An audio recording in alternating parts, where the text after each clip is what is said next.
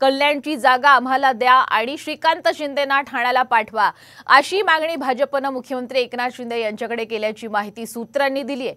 शिवसेना शिंदे गटाने त्यांची पहिली यादी ही जाहीर केली असून यामध्ये 8 जणांच्या नावांची घोषणा सुद्धा करण्यात आलेली आहे। मात्र या यादीमध्ये मुख्यमंत्री एकनाथ शिंदे यांची घरची जागा ठाणे आणि त्यांच्या मुलाची म्हणजेच श्रीकांत शिंदे यांच्या कल्याणच्या जागेचा समावेश नाही। भाजपच्या आग्रहामुळे एकनाथ शिंदे यापैकी एक जागा ही भाजपला देणार की दोन्ही जागा आपल्याकडेच ठेवणार हे पाहणं सध्या महत्त्वाचं आहे। ठाणे कल्याणच्या गणितामुळे मुख्यमंत्री एकनाथ शिंदे यांची डोकेदुखी मात्र सध्या वाढल्याचं चित्र पाहायला मिळतंय।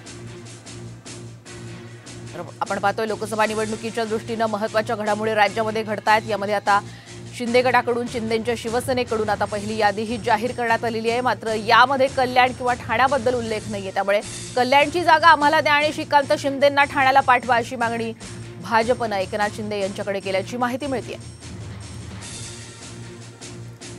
शिवसेनेची लोकसभेच्या पहिल्या 8 उमेदवारांची यादी ही जाहीर झाली आहे। रामटेकची जागा वगळता इतर 7 ठिकाणी शिवसेनेकडून विद्यमान खासदारांना पुन्हा उमेदवारी मिळालेली आहे। रामटेकमध्ये विद्यमान खासदार कृपाल तुमाने यांचा पत्ता कट झालाय। त्या ठिकाणी राजू पारवे यांना शिवसेनेने तिकीट दिलंय।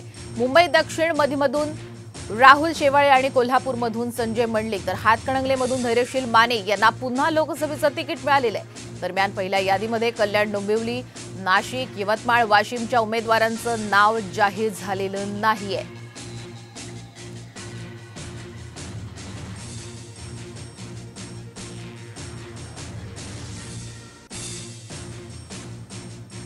लक्षवेधी लढत नेमकी कोणती असणार आहे आपण पाहूयात। दक्षिण मध्य मुंबई इथे शिंदे गटाकडून राहुल शेवाळे तर ठाकरे गटाकडून अनिल देसाई हे लढतील।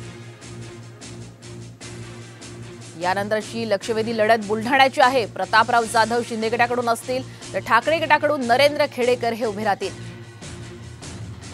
हिंगोलीतून लक्षवेधी लढत असणारे शिंदे गटाकडून हेमंत पाटील तर दुसरीकडे ठाकरे गटाकडून नागेश पाटील अष्टीकर हे निवडणुकीच्या रिंगणात आहेत।